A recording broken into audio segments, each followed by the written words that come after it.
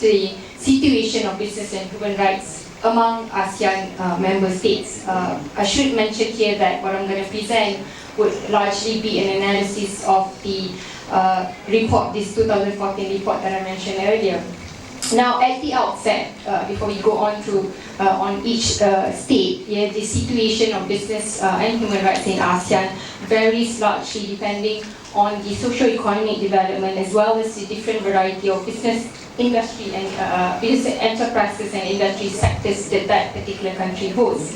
And it is worth noting that the ASEAN region, I think we can all agree that it's very, very diverse in many ways, not just in terms of political, economic, cultures, as well as its social context, adopts it into their practices. Now, what are the efforts of lawyers from within the region?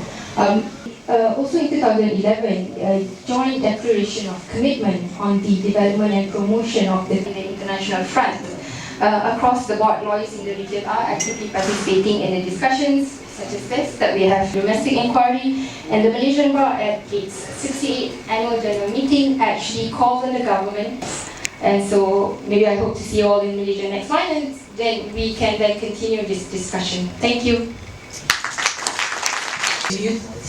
If you have any thoughts on the possibility or the needs for the lawyers working close borders in that kind of situation, if we need to help, if we need to help the victims of the violations of human rights for the access to remedies in the national courts of the foreign country. It requires you, a practitioner in the field to be both aware of how profits are made, what business operations are like, how markets operate, and also have a good knowledge of not just law, but also policy. You know, how policy and softer instruments shape and develop corporate culture and so on. So it's the coming together of both people with a commercial background and a human rights background.